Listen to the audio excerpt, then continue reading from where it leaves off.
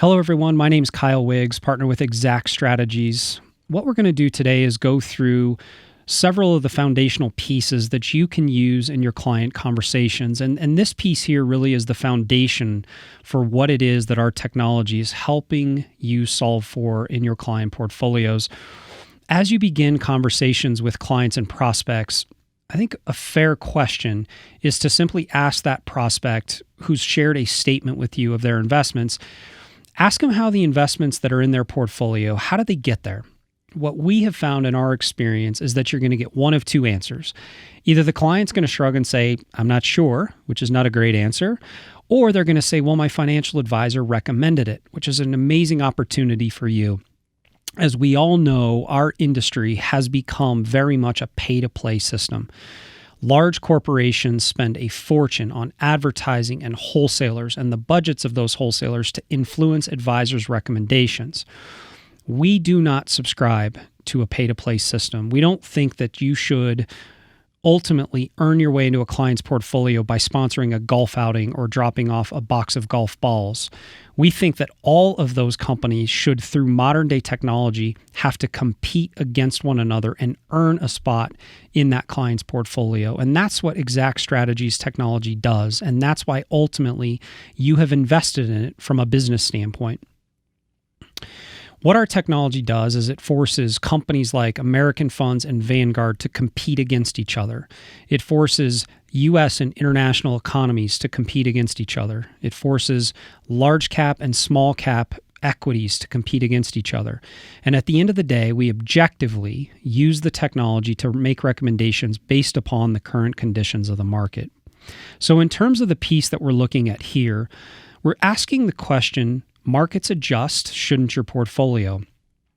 So what you're looking at is a study done by BlackRock, and really all it is an observation from them. It goes back to 2008, and on the left-hand side of the screen, as you can see, these are the asset class returns in order of highest to lowest from 2008 through the end of 2018. And on the right-hand side is the corresponding volatility, in this case standard deviation, of each of the respective asset classes year over year. The point that BlackRock was trying to make with this piece, and that others like Vanguard and other strategic asset allocators would make, is they'd say, Mr. and Mrs. Client, returns are so random, and in this case we've highlighted for you international equity, but if we look at the volatility on a relative basis, it's somewhat stable. And we think that this completely misses the point. And here's how to use this piece. Ask a client or a prospect or a group of clients or prospects, by a show of hands, how many of you in 2008 would want to own almost 25% of your portfolio in an investment that was down 43% with a risk or standard deviation of 27? Really bad returns, really, really, really high risk. My gut would be, having done this many, many times, is that not many clients would raise their hand and say, yeah, I'd love any percentage of my money, let alone almost 25% of it. And if we flip that argument on its head and ask, okay, by a show of hands, how many of you would want to restrict the amount of money that you could invest in an investment that's up 25% when the standard deviation is as low as 4? Really low risk, really high return. I'm not sure how many clients would say, yeah, I want to restrict my exposure to that. And this is the point of our technology. So we have two modes. We have alpha mode and beta mode. In our alpha mode technology, what we're looking to do is to avoid the really, really toxic investments down below. We concede that there is no perfect investment and no one can consistently choose all of the winners. But by avoiding some of these really toxic asset classes and living in the middle, putting the ball in the fairway and just simply owning the most stable, durable, and productive investments, we know that that can create better outcomes for clients.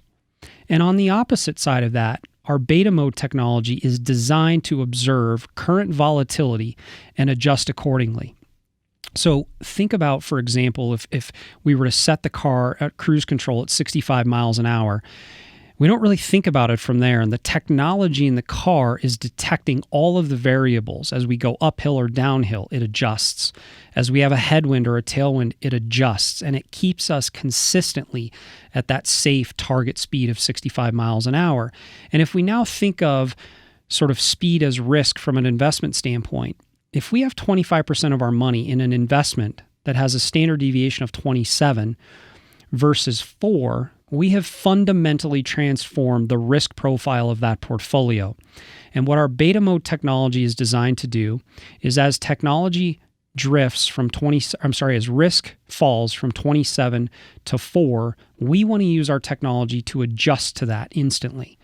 And on the flip side, and perhaps more importantly, think about a year where you go from 4 to 12 and you have 300% more risk in that part of your portfolio.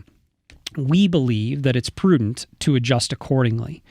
So as we flip this piece over and look at the backside, this is really sort of driving home the point. So if you look at this top row here, this top row is the actual recommendation. If you look up Vanguard's CRSP series, CRSP, it's their all ETF models that range from 100% stocks to 100% bonds.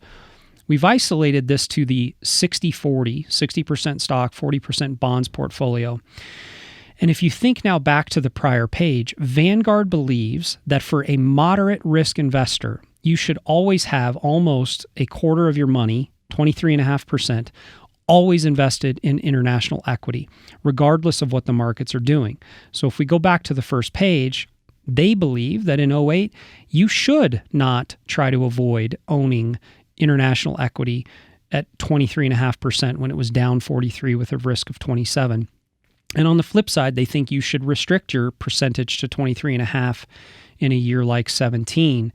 And so in our alpha series down here at the bottom, what we're doing is forcing these different investments that are in the Vanguard model to compete against each other. And if US is doing better than international, we would like to own that. And if cash is a more attractive alternative than owning stocks, we would like to own cash.